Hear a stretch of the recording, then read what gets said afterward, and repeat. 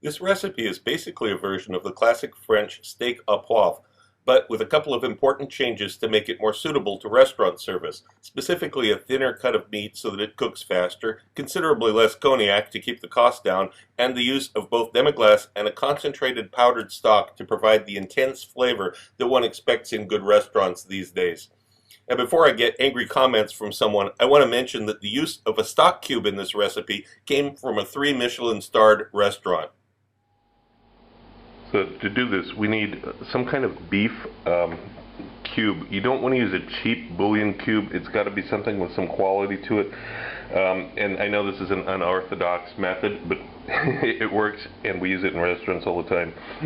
Take somewhere between 1/2 and 3/4 of one of these Gallina Blanca beef cubes for each steak, and I've also got green and black whole peppercorns that I'm going to grind by hand. You don't want to use a spice melt for this because it'll powder it, and you don't want powdered pepper in it. You want it to have some texture, so you need to hand crack it. First, I powdered that stock cube, and now I'm going to add the peppercorns. A little bit more. And now you crack these.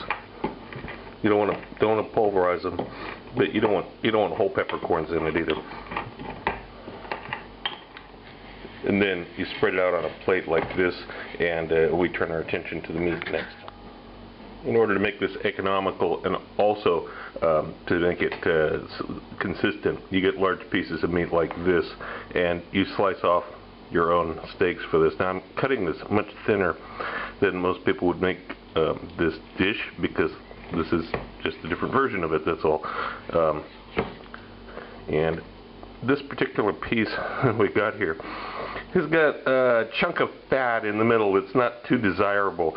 Now I could ignore it, and the final dish would just have a chunk of fat in it, but this is a little bit heavy, so I'm going to go in here and try to get rid of this. And when we flatten this out, it'll be okay. It'll kind of stick together. Also, got a band here of connective tissue. This isn't going to be too pleasant either for somebody eating it. So I'm going to go in and excise this little piece here too. Just work the knife along and scrape it off. It comes off pretty easy. Okay. Now we've got a lump of meat. It's not very pretty in shape, but that's actually going to be okay for this dish, because this is not a dish that's going to plate up super neatly anyway, and it's going to be covered with sauce, so nobody will tell. Okay, we'll see what we do next. Now I'm going to put some cling film over it and pound it gently. You don't try to smash it. It's not a nail you're driving into a board. You just want to make it nice and even and break up some of those fibers so that it's more tender.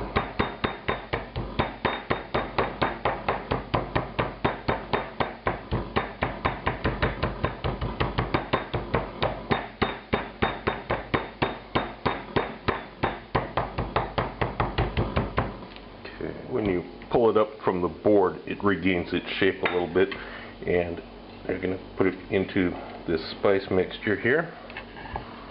Press down on it on one side only, because this meat is relatively thin.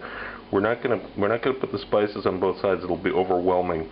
We're just going to put it on this one side. It's got plenty of salt in there from that stock cube, and let it sit like this. And I'm going to put some olive oil on this side. Drizzle some olive oil on it. Make sure this is even. And I'm going to let this meat sit in the spices for a few minutes. Get it closer to room temperature, and also let the pan heat up. I haven't even started heating the pan yet, though. I'm just going to leave it sit like this for about 10 minutes before you even start heating the pan. And this is the time to assemble the rest of your ingredients. I've got the cream, Worcestershire sauce, cognac, good 1.5 tablespoons of chopped shallots, half a teaspoon of dried parsley, butter, and the optional demi-glace, which of course I made myself. And I've got a lighter standing by, ready to flambe the cognac. And as soon as the time goes by and the pan gets warm, we'll begin. The pan gets up to about 300 Fahrenheit, Celsius. I'm going to put this meat on it, oil side down. And of course, if you're using a different cut, it would have held together better. This is the piece that I got. You know, Russian butchery, not always the best. And just to show you, I've got some seasoning left over on this plate. That's just fine. If you're making another one, of course, all the easier. Okay, so this has got to sit here and brown for a good 2.5 minutes, 3 minutes, something like that. The heat on the stove is just over 7, about 7.5 out of 10. Okay, it's been 2 minutes now by the clock. I'm adding the butter to the pan. I'm going to really cook this steak well on this side first. Now that the butter is starting to melt, I'm going to add shallots.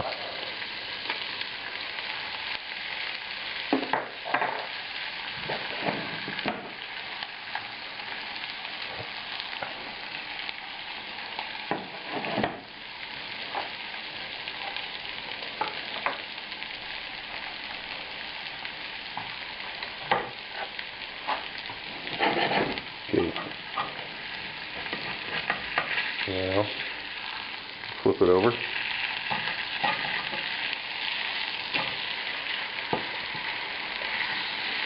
Okay. Now you can see it's got good browning on this side. The butter's holding it together. Now I'm going to add Worcestershire sauce.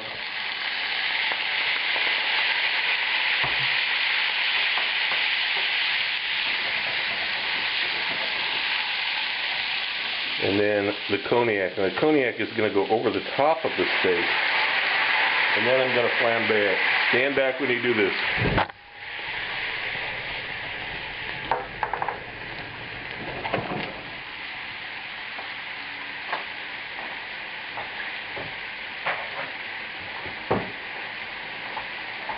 Well, in reality, the steak is almost cooked at this point. You're just going to give it like another 30 seconds. Because it was pounded and it was fairly thin piece of meat. Pieces of meat the way it is now. We're going to have to fix this back together on the plate when we plate it up, because it came apart a little bit. It's not an unusual thing. It's not a problem. Okay, I gave it just another minute here. We're going to move it over to a plate here to hold. Like I said, we'll fix this up later.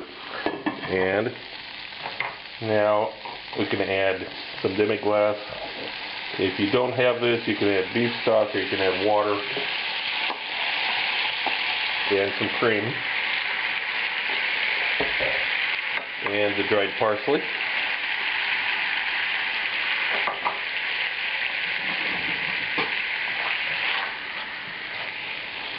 And I'm actually turning the heat way down now. It's going down from 7.5 to about 3.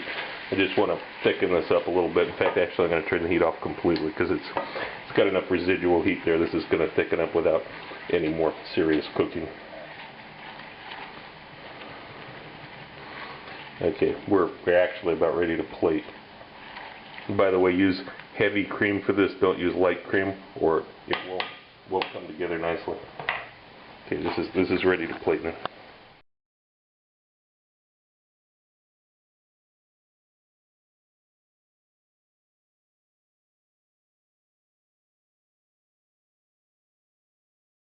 If you want to know more about my adventures as a chef around the world and have some great laughs along the way, be sure to check out the video tour of my book, 40 Years in One Night. It's up on YouTube right now. Click the link. If you like my videos, look for my cookbook, now available through Amazon, Barnes & Noble, and other internet bookseller sites. Also look for my cocktail book, Cocktails of the South Pacific and Beyond, Advanced Mixology, available through Amazon online.